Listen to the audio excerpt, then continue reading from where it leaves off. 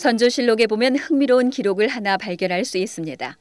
선조 37년에 조선시대 최고의 의학자인 허준과 침술의 대가 허임이 동시에 등장해 선조의 편두통을 치료하는 장면이 조선왕조실록에 생생히 묘사되어 있습니다.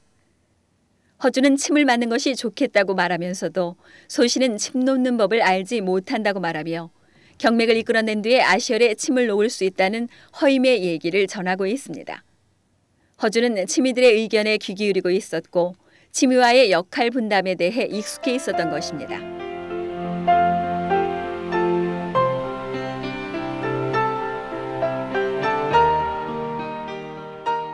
허임에 대해서는 알려진 것이 별로 없습니다.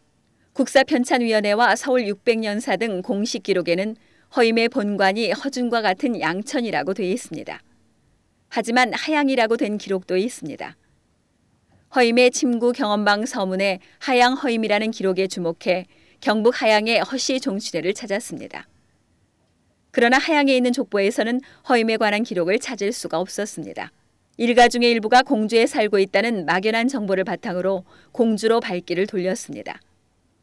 공주에서 허임의 후손을 만났습니다. 거기에 있는 또 다른 족보에서 허임을 발견하게 됩니다. 공주의 후손은 허임의 묘소를 부모묘와 아들묘가 있는 무성산으로 이장해 관리하고 있다고 했습니다. 그리고 이장 중에 나왔다는 조선백자 접시와 겉장에 뜯어진 침구 경험방 필사본 한 권을 간직하고 있었습니다.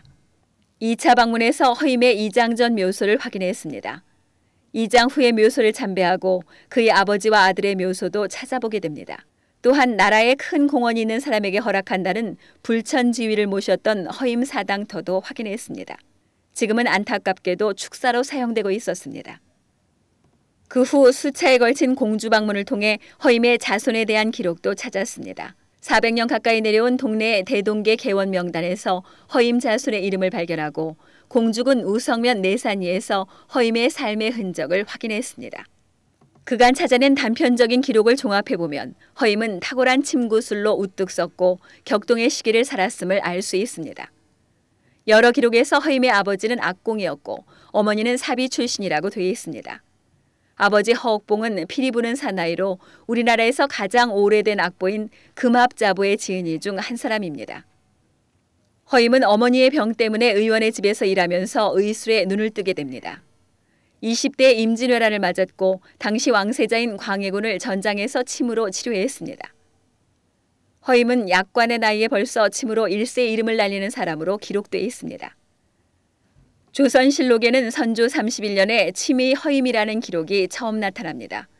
그 후 선조실록과 광해군 일기에 허임은 40여 차례 나타납니다. 이 중 10여 차례는 허임은 침이라는 호칭으로 허준은 어이라는 호칭으로 함께 등장하기도 합니다. 선조 37년 허준이 서우시는 침 놓는 법을 모릅니다며 허임에게 침을 맞을 것을 권해 임금의 편두통이 낳자 허임은 당상관으로 전격 승진합니다. 선조에 이은 광해군 때도 치미로 활동한 기록을 찾을 수 있습니다. 광해군에 의해 양주 목사, 부평 부사, 남양 부사로 임명되기도 했습니다. 그러나 허임에게 지방 수령으로 벼슬을 내리는 것에 대해 사헌부와 사관원에서 끊임없이 반대했습니다. 이들은 허임의 아버지는 관도였고 어머니는 사비였다며 그 출신에 대해 시비를 걸었습니다. 내의원 의관의 경력에다 뛰어난 침술로 일세 이름을 날리고 지방 수령까지 지낸 그였으나 허임의 생활은 늘 넉넉지 못했던 듯합니다. 조선실록에는 허임이 병든 어머니를 모시고 어렵게 살아가는 모습이 여러 군데 묘사되어 있습니다. 허임의 의술이 뛰어나 광해군을 몰아내고 임금에 오른 인조도 허임에게 침구 시술을 받았고 인조 6년에는 허임에게 상까지 내렸다는 기록을 승정원 일기에서 확인할 수 있습니다. 침구 경험방 간행 5년 전인 인조 17년에는 허임의 의술이 뛰어나다며 임금의 병에 대한 침뜸 처방서를 허임에게 가서 받아온 기록도 있습니다. 침구 경험방을 간행하기 3년 전인 1641년 공주에 사는 치미 최우량이 허임에게 침을 배웠는데 의술이 뛰어나다는 기록이 승정원 일기에 나타나 있습니다. 허임은 노년에 공주에 살면서 후학들에게 침술을 가르치고 침구 경험방을 집필했던 것으로 보입니다. 마침내 허임은 1644년 평생의 임상 경험을 모아 침구 경험방으로 간행합니다.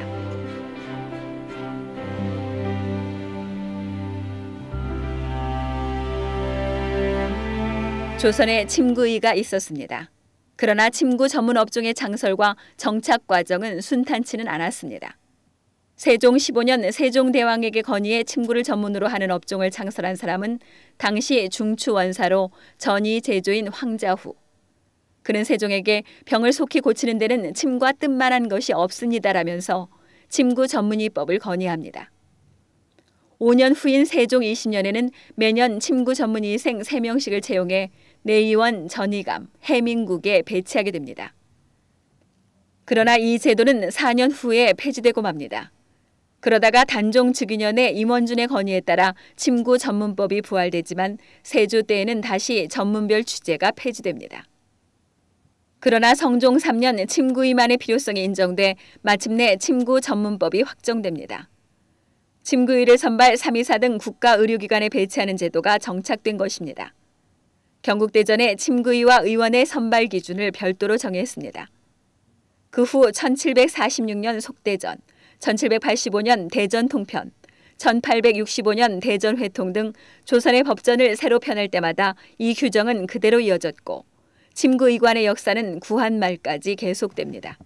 성종 이후 침구 전문 업종이 정착되자 침구의원들의 의술이 더욱 발전하고 이들 중에 국가의료기관에 침구의원으로 발탁돼 근무하는 이들도 많아졌습니다. 특히 내의원에 들어가 내치미로 활동하는 사람만도 수백 명에 이르게 됩니다. 서울대학병원의 전신인 내부병원과 광재원에도 치미가 따로 있었습니다. 그러나 서양의학에 밀려 일제시대에는 침구사가 유사의료업자로 되었습니다. 해방 후에는 국가의료정책의 외면으로 그나마도 명맥을 잇지 못하고 있습니다. 대한민국 건국 후에 침구사를 전혀 배출하지 않고 있다가 1962년 국민의료법을 의료법으로 바꾸면서 침구사 양성을 완전 중단해버렸습니다. 이와 함께 400여 년을 이어온 침구의원의 역사도 잃어가고 있는 것입니다. 조선의 가난한 백성들 대부분은 당시 약재를 구하기가 대단히 어려웠고 값도 비쌌기 때문에 약재를 이용한 질병 치료는 엄두를 내지 못했습니다. 자연히 침뜸이 의료의 중심이었습니다. 침 몇 개와 뜸쑥 한 줌으로 사람을 치료하는 의술, 무한정 인술을 베풀 수 있는 탁월한 요법이 침뜰 의술인 것입니다. 침뜸은 민간요법으로 서민들의 생활 속에서 크게 발전했고 침구 분야의 저변은 전국적으로 상당히 넓었습니다. 경락 경혈에 대한 이해는 상식이었고 몇 가지 침구는 가정 상비용이었습니다. 의원의 진료는 침뜸 진료가 대부분이었습니다. 침구의원이 침통 하나만 꺼내면 그 자리가 종합병원이 됐습니다. 건강과 생명을 침과 뜸으로 지켜온 슬기로운 우리의 역사가 느껴지는 유물입니다. 역사를 알면 미래가 보입니다. 자연의 지혜로 병고를 이겨온 우리나라 침뜸의 빛나는 역사. 그 뚜렷한 역사를 전하기 위해 조선시대 최고의 침구의 허임 선생이 다시 뚜벅뚜벅 살아오고 있습니다. 이 땅의 문화를 사랑하는 이들이 모여 서서히 다시 모습을 드러내는 선생을 함께 맞이할 수 있기를 바랍니다.